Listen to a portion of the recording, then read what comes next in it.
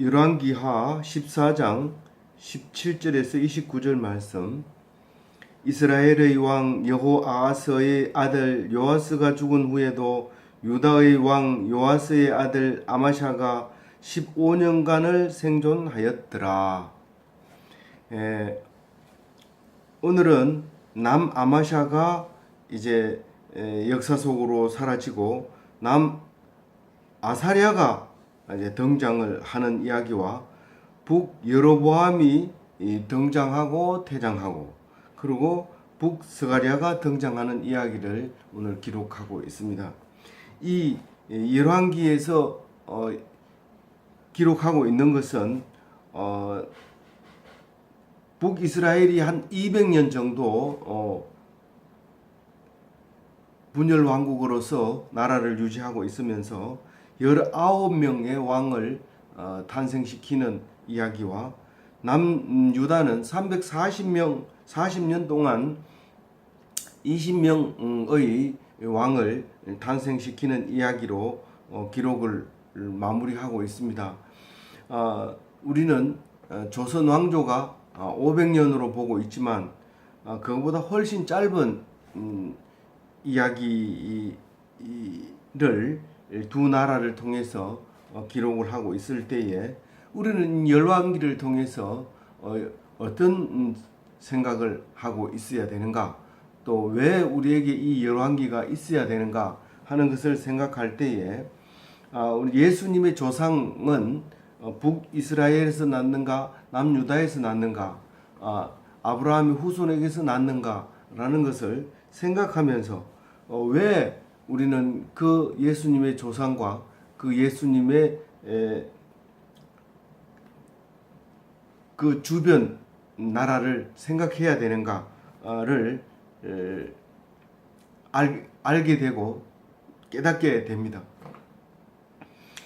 이제 항상 예수님이 오시기 전에는 그 연도수가 불분명하기 때문에 북이스라엘 왕이 남쪽 왕의 탄생 연도를 알리게 되고, 남쪽 왕이 탄생할 때는 북쪽 이스라엘의 왕의 연호를 사용함으로써 그 역사를 이어가면서 연결고리를 만들고 있는 것을 알 수 있습니다. 우리는 예수님이 오시고 난 로마 시대 때 비로소 달력이 만들어지고 그리고 유대의 역사들을 거꾸로 다시 쓰게 됨으로써 우리는 그 연도수를 어렴풋이 기억하고 그리고 가르치고 배우고 있습니다. 그 중에서 우리는 오늘 17절에 남 아마샤가 이제 퇴장하는 이야기를 쓰고 있는데요. 남 아마샤는 9대 왕이죠. 북남이스라엘의 남유다의 9대 왕인데 8대 왕은 요아스입니다. 그 요아스가 누구냐면 어린 아이 젖먹일 때부터 왕족으로서는 혼자 살아남아서 7살이 되어서 왕이 된 사람인데, 그 할머니 아달랴는 반역을 해서 그 왕족을 다 죽이고 숨겨서 키운 그 7살짜리 요아스가 왕이 되는 이야기를 앞에서 들었습니다. 이 8대 요아스의 아들이 남아마샤인데, 그 남아마샤의 퇴장 이야기를 22절까지 기록을 하고 있습니다. 이 요아스 8대 왕 요아스, 그러니까 남아마샤의 아버지는 40년간 이제 통치를 하게 되는데, 그도 또한 신복에게 신복 2명에게 암살을 당합니다. 그래서 왕의 역사는 거의 반역과 암살 이런 것으로 이어집니다. 물론 오늘 17절 남아마샤의 퇴장도 또한 암살, 그 다음에 살해로 이어지게 되는 것을 알 수 있습니다. 북쪽도 똑같이 반역과 암살과 살해 이런 것으로 왕을 퇴장시키는데, 우리는 남과 북이 다른 역사를 기록하고 있으면서 우리 예수님의 조상의 글 그리고 교훈의 글 성경 속에 나타내고 있는 것을 우리는 어떤 식으로 읽어야 하는가 생각해 볼 수가 있는데요. 하나님은 북이스라엘도 버리고 싶지 않고 남유다도 버리고 싶지 않습니다. 그러나 북이스라엘은 숫자가 많습니다. 남유다는 유일하게 남쪽 유다 지파만 왕족을 이어가고 있습니다. 그래서 남쪽은 항상 반역이 일어나더라도 유다라고 하는 단일 혈통으로 왕을 이어가고 있게 되는 것을 보면서 그 단일 혈통 속에서 예수님을 탄생시킨다고 생각할 때에 우리는 넓은 길로 가지 말라, 멸망의 길이다 라고 하는 예수님의 말씀이 다시 한번 생각하게 해주는 것입니다. 이제 17절을 보면 남아마샤는 북요아스 죽은 뒤에 15년 더 생존했다 그렇게 얘기를 합니다. 다시 말씀드리자면 비교하려면은 공통점이 있어야 합니다. 이 남아마샤와 북요아스는 이 남아마샤는 그 아버지 이름이 요아스고 지금 북요아스 아버지 이름하고 같은 북요아스와 거의 세대를 비슷하게 삽니다. 다시 말해서 북아하스 그 2년에 그 남아마샤가 등극을 함으로써 거의 같은 시대를 살아가고 있다가 북요아스는 먼저 죽고 남아마샤가 15년 더 생존한다고 얘기를 하고 있는 것으로 보면 북요아스와 남아마샤는 비슷한 연도에 왕이 되어서 북요아스는 생명이 짧고 남아마샤는 배로 삽니다. 30년 뒤에 죽게 됩니다. 왕을 30년 하게 되고 북요아스는 15년 하다가 죽게 되는 것으로 기억할 수 있겠습니다. 그러면 통치 기간이 배로 되고 또 두 사람이 싸운 전적들도 오늘 기록하고 있는데요.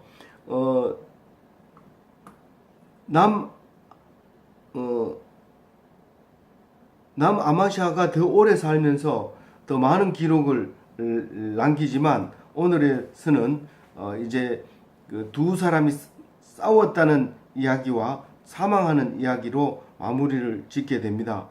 18절에 보면 남아마샤는 역사적인 기록에도 남아 있다. 이 말은 우리가 성경에서 기록할 필요가 없는 또 세상 기록이 유다왕 역대 지략에 기록이 되어 있다. 왕족의 일지에 기록이 되어 있다라고 얘기합니다. 그러나 이 왕족의 일지는 다 소실되고 없지요. 우리는 또 있다 하더라도 그걸 볼 필요는 없습니다. 왜냐하면 참고는 될 수 있지만 생명의 말씀을 이어가는 성경에는 적합하지 않는 이야기들이 있을 수도 있고 우리는 성경 속에서는 생명과 관련 있는 이야기를 기록하고 있는 책이기 때문에 그렇습니다. 19절에 보면 남아마샤의 죽음을 이야기하고 있는데 예루살렘의 무리들이 반역을 했다라고 얘기합니다. 그리고 그것을 알아차린 아마샤는 도망을 가는데 라기스로 도망을 가게 됩니다. 이 라기스는 블레셋 땅인데 그 다른 나라 땅 중심까지 거의 중심에 가까운 지역까지 도망을 갑니다. 그러나 따라옵니다. 다시 말해서 막다른 길로 가가지고 붙잡혀서 죽게 되는 이 아마샤를 볼 수 있습니다. 아마샤가 30년 동안 통치를 했기 때문에 상당히 나이도 많고 그럼에도 불구하고 그렇게 죽음을 당하는 것을 볼 때 우리는 왕이 된다고 하는 것이 그런 죽음을 각오해야 된다는 뜻과 같이 이해를 해야 할 것입니다. 그러나 암살은 됐다 하더라도 장례식은 예루살렘에서 치러졌다라는 말을 20절에서 이제 하고 있습니다. 21절에서는 그 누가 왕이 되느냐 남아마샤가 왕이 된다. 그리고 남아마샤는 어린 나이 16세에 왕이 되고 엘랏을 건설하고 유다로 복귀시키는 이야기를 미리 해버립니다. 아샤라가 이제 왕이 됐을 때 사실은 가장 길지는 않지만 51년 통치를 합니다. 근데 유다는 왕이 되면 오래 통치를 합니다. 아달랴는 7년밖에 안 했지만 그 외에는 다 길게 통치를 하는데 그 북이스라엘은 짧습니다. 짧은데 이제 바로 23절에 나오는 여로보암 2세는 가장 길게 한 41년을 하게 됩니다. 그러나 두 절밖에 안 나옵니다. 이 길게 한 왕인데도 불구하고 오히려 더 짧게 기록하는 것을 보면서 이제 우리는 그 왕의 그 오래 왕을 한다고 해서 긴 이야기를 남기고 긴 교훈을 준다는 것은 아니라는 사실을 오늘 읽게 됩니다. 그 남 아사랴 왕에 대해서 잠시 22절에 언급해 놓은 게 있는데요. 엘랏을 건설하고 유다로 복귀시켰다. 이 말은 엘랏은 그 에시온 게벨이라고 해서 아카바만 제일 북쪽에 지금 현재의 그 타박 국경이라고 하는 그 이스라엘 국경이 있는데 그 국경이 바로 엘랏이고 거기가 오늘 말하고 있는 에시온 게벨 항구 있는 부분이 그 부분이 이 지역이었는데 그것을 그 남아샤라가 그 통치해서 유다로 복귀시킨 이야기를 잠시 기록을 하고 넘어갑니다. 23절에는 북여로보암 2세가 등장하는데 여로보암이라는 말은 북이스라엘의 첫 번째 왕 이름이 여로보암이었기 때문에 그리고 악한 왕으로 기록하고 있기 때문에 악한 왕이라는 것은 뭐 남유다를 배반했기 때문에 악하냐 그런 의미는 아닙니다. 하나님을 섬기지 못했기 때문에 악하다고 여호와 보시기에 악한 길이다라고 얘기를 한 것입니다. 사실은 베델과 단에다가 금송아지를 만들어서 섬겼기 때문에 그렇다라고 얘기를 하고 있습니다.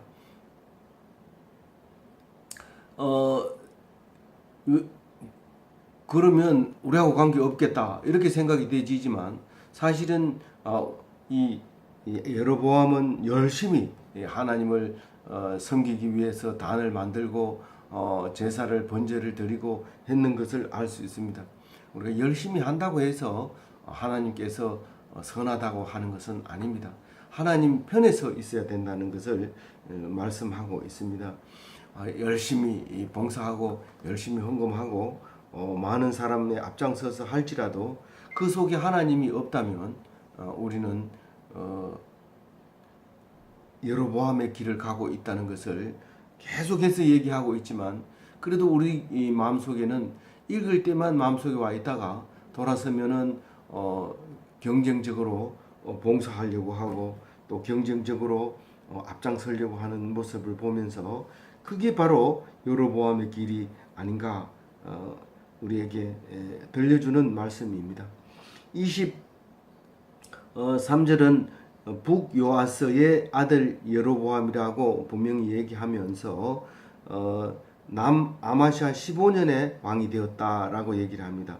그래서 남아마샤는 15년에 여로보암이 북쪽에서는 왕이 되지만 자기는 15년 더 살다가 더 정치하다가 갔다 하는 것을 앞에서 말하고 있습니다. 그리고 북여로보암은 사마리아에서 왕이 되었다는 뜻은 북이스라엘의 왕이었다라는 뜻을 말하고 있고요. 41년 동안 통치를 했다. 북이스라엘에서는 가장 긴 유례 없는 긴 통치를 했다. 그렇게 말하고 있습니다. 그러나 24절에 분명히 다시 한번 얘기합니다. 여로보암은 1세 여로보암 1세의 길을 갔다. 그래서 악한 왕이다라고 기록을 하고 있고요. 유일하게 이 여로보암 2세는 요나의 예언을 인용합니다.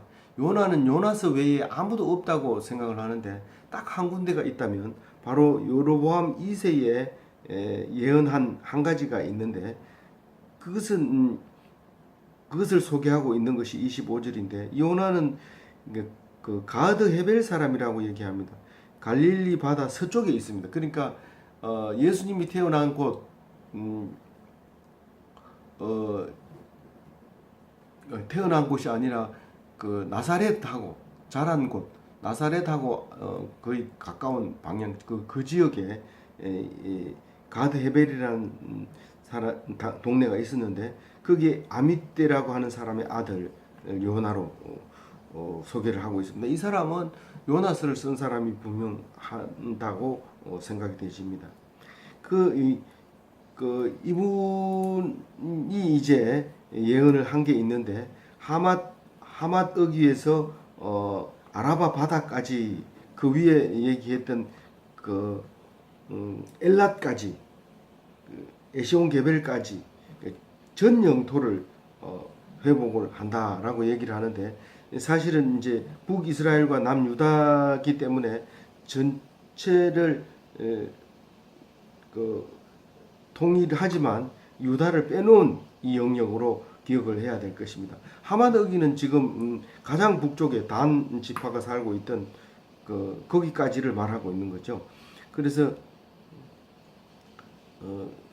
제일 남쪽과 보엘세바보다도 더 낮은 그쪽과 그 위에 가이사라 빌립보 그 위에까지 전 영역을 거쳐서 여로보암 2세가 되찾게 된다, 회복하게 된다라고 예언을 하게 됩니다. 그렇게 되찾게 되는 이유에 대해서 26절에 말하고 있는데요. 이스라엘은 많은 고난을 겪었다라고 얘기합니다. 우리가 이런 말씀을 들으면 어떤 생각을 할 수 있나요? 많은 고난을 통해서 회복시켜주면 하나님께서 회복시켜줬다는 말을 하고 있는 겁니다. 그냥 뭐 자기가 고생 끝에 노력을 해서 부강하게 되었다. 보통 일반적으로 그렇게 생각하기 쉽지만 기독교인은 성경 속에서 답을 찾아야 됩니다. 이러한 생각으로 예수님이 오셨다는 것을 생각하면 이 생각은 바로 예수님의 생각이고 예수님의 말씀이고 예수님을 말하고 있는 겁니다. 다시 말해서 그 사람이 이 많은 영토를 회복하게 된 이유에 있어서는 이스라엘이 고난이 있었다는 사실을 말하고 있는 겁니다.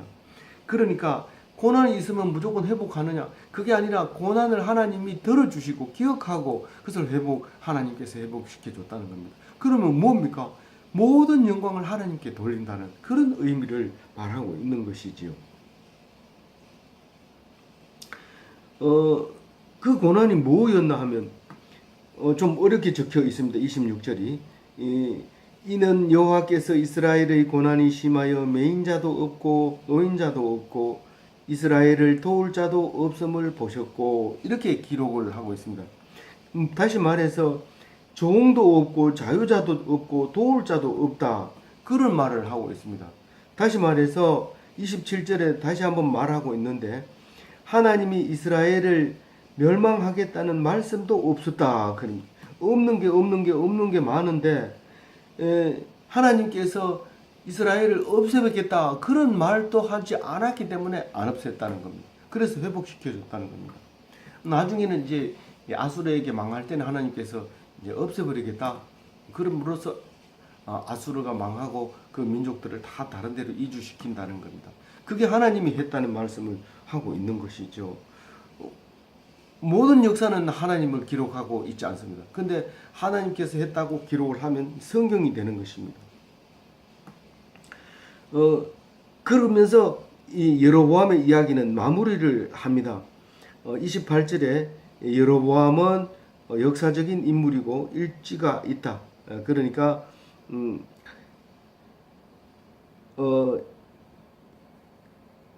이스라엘의 역대 지략이 기록되어 있다. 그렇게 말하고 있고요.